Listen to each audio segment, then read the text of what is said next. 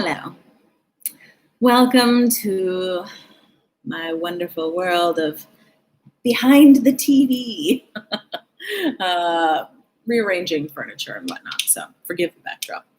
I wanted to talk with you guys this week on the topic of like the in-between, the period when we aren't where we were, but we aren't where we're wanting to be or where we're going, like this like limbo. And, you could look at that too, like as another analogy. If you get into the car, it's you've left your home, but you have not arrived at your destination. You're in the car. That's certainly something that I'm familiar with, have been off and on throughout my entire life. So I can speak pretty confidently about like what this looks like, what this feels like, what to do, what not to do. Because I've done it all and made the mistakes and found the good stuff and chucked the rest. And certainly in a phase of that at the present moment. Yes.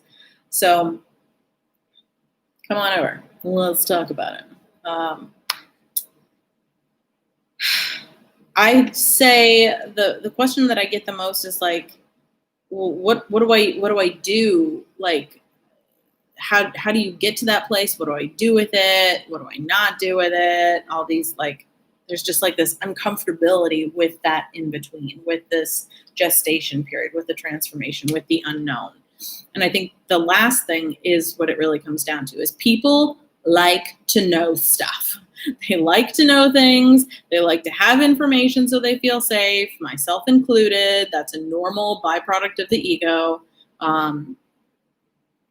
It's just what it is. There's no judgment around it. It's just, okay, that's happening.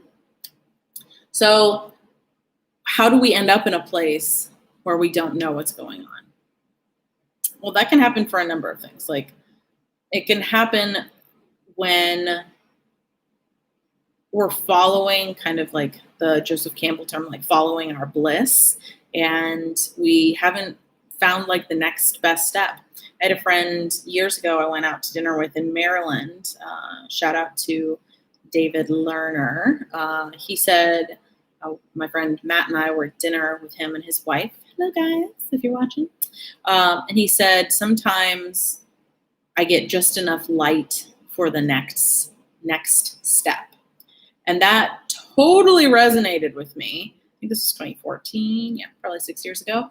And I've carried that phrase with me because sometimes we don't have like complete clarity about the journey. We don't know where we're going, how we're getting there, all of those things. Sometimes like really tangible, easy ways that we see this happen is like when you're leaving a job and you don't have another one lined up, or after you've decided, you know what, it's time for me to move, but I don't have another place lined up yet, or and if we think about those two examples, if you look up like on a depression checklist or a stress checklist, both of those puppies are on there.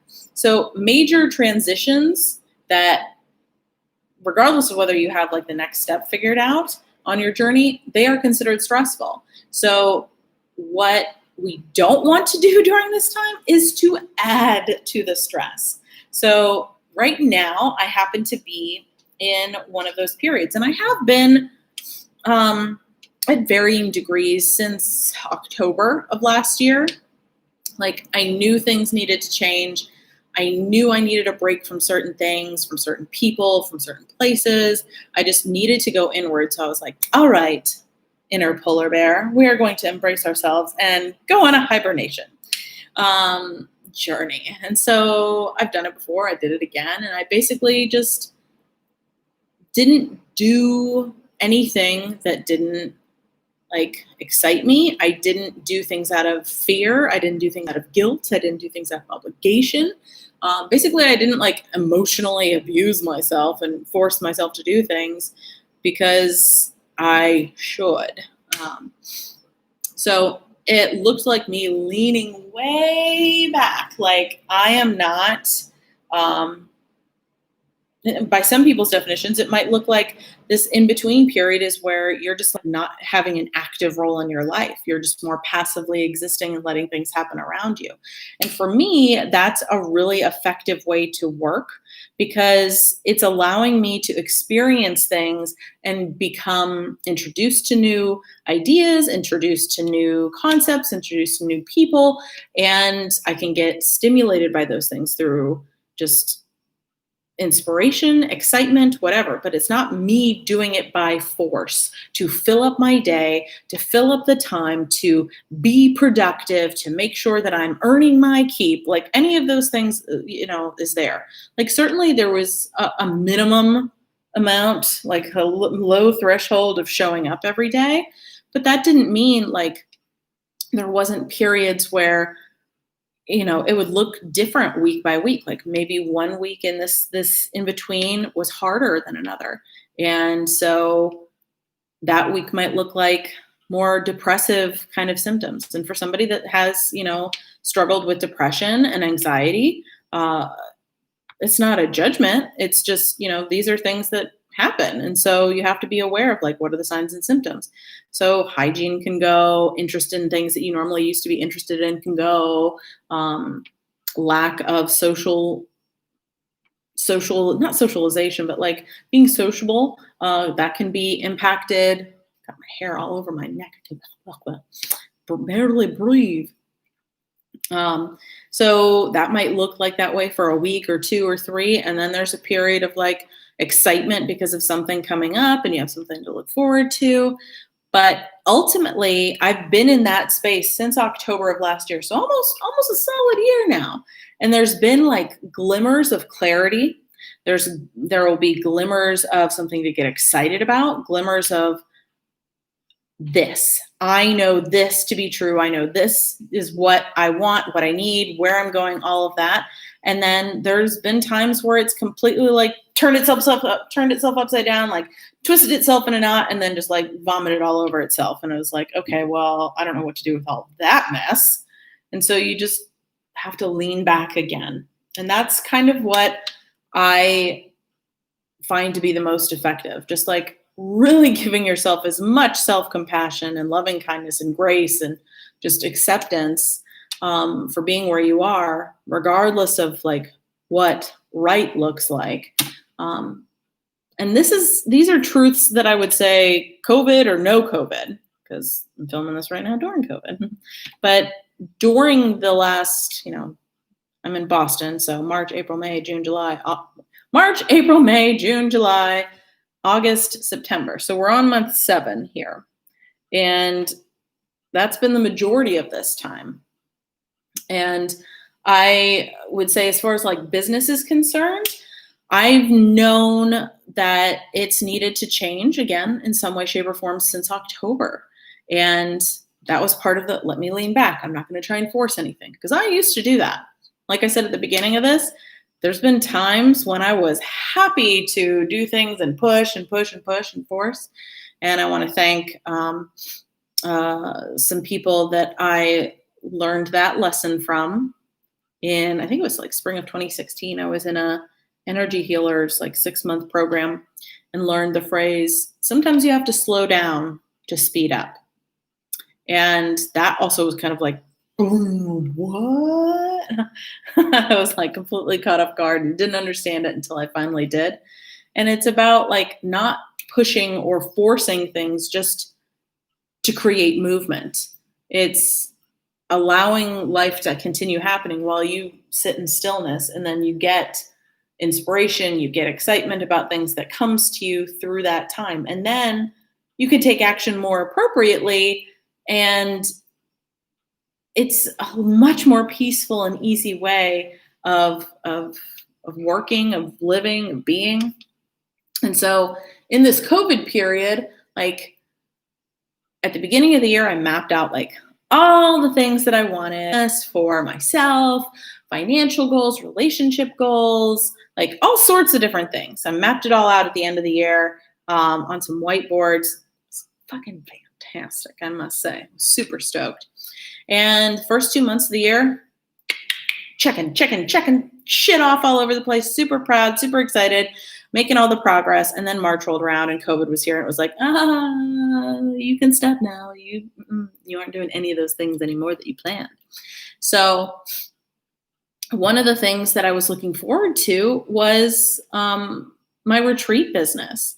Magical Mindfulness Retreats started last year. I love doing transformative retreats. I like traveling. I love in-person group work. I love history and philosophy and luxury and local. And I love merging it all together and taking people to some of my favorite places and exploring new places with some of my favorite people.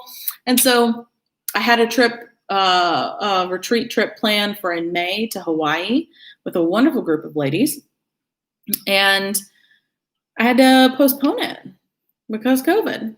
And I had really leaned into retreats this year, that portion of my business, that brand. And thanks to COVID, I couldn't do that anymore. So I do see the last 7 months as an accelerator to what was already happening since October.